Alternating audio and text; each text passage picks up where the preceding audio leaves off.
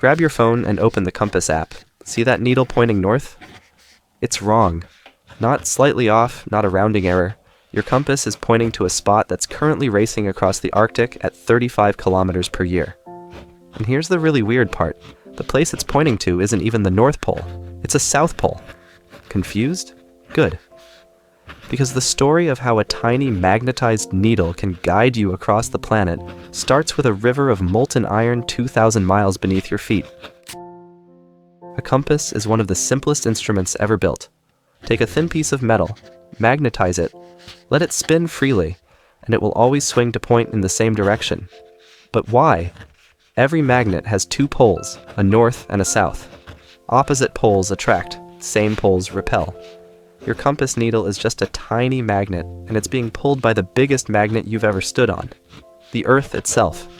The entire planet is one giant magnet with invisible field lines looping from one end to the other. Now here's where it gets confusing. We call the top of the Earth the North Pole, and we call the end of a compass that points there the north end of the needle. But magnets work by opposites attracting. So if the north end of your compass needle is being pulled toward the top of the Earth, that means what's actually sitting up there near the Arctic is a south magnetic pole. We just named it wrong. Centuries ago, people named the end of the needle that pointed north the north-seeking pole, and the name stuck, even though the physics is backwards. So what makes Earth a giant magnet? You might guess the answer is buried deep underground, and you'd be right. About 3,000 kilometers below your feet, there's a layer of liquid iron and nickel so hot it flows like water. This molten metal is constantly churning, driven by heat from the inner core. And when a conducting liquid moves, it generates electric currents.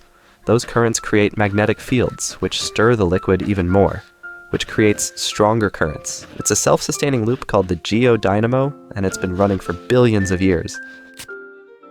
That spinning iron engine does something incredible. It wraps the entire planet in an invisible magnetic bubble called the magnetosphere. On the side facing the sun, this shield extends about 65,000 kilometers into space.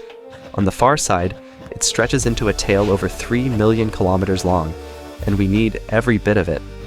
The sun is constantly blasting us with a stream of charged particles called the solar wind, moving at over 1 million kilometers per hour. Without the magnetosphere, that wind would strip away our atmosphere molecule by molecule. Want proof? Look at Mars. Billions of years ago, Mars had a magnetic field too. Its core was hot, its iron was flowing, and the red planet had a thick atmosphere and possibly even liquid water on its surface. Then something changed. Mars's core cooled down, the iron stopped churning, and the magnetic field died. Without that invisible shield, the solar wind went to work. Over millions of years, it blew Mars's atmosphere into space, turning a world that might have supported life into the frozen desert we see today. Back on Earth, your compass has another secret. The magnetic North Pole and the geographic North Pole are not in the same place. Right now, they're about 500 kilometers apart. The difference between where your compass points and where true north actually is, that's called magnetic declination. And it changes depending on where you stand. In some places, your compass could be off by more than 20 degrees. Hikers and pilots have to account for this, or they'll end up way off course. Your compass isn't lying exactly. It's just pointing to a different north. Humans figured out this trick over 2,000 years ago. In ancient China, during the Han Dynasty, someone noticed that a spoon carved from a magnetic rock called lodestone, when placed on a smooth bronze plate, would always swing to face the same direction. They called it the south-pointing spoon. But here's the thing. They didn't use it for navigation. They used it for fortune-telling and arranging buildings.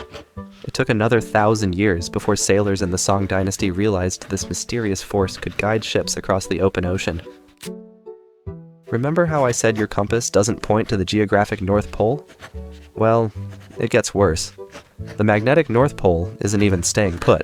For most of recorded history, it sat near northern Canada, but starting in the 1990s, it began drifting toward Siberia, picking up speed to 55 kilometers per year.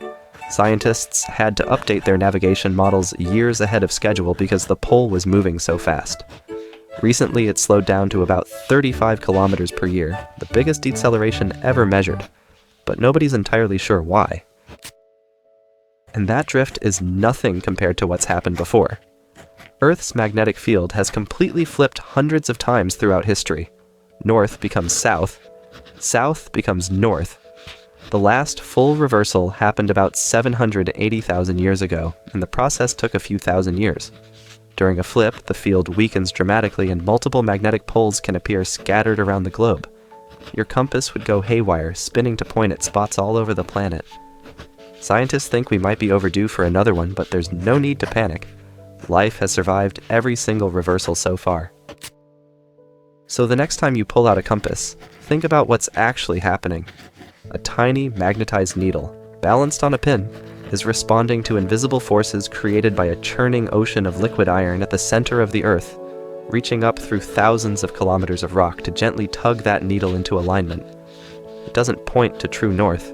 It's aiming at a spot that's drifting across the Arctic.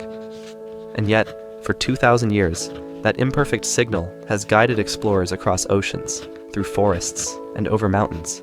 The needle is wrong, but the journey works. If you like this video, check out one of these, and don't forget to subscribe.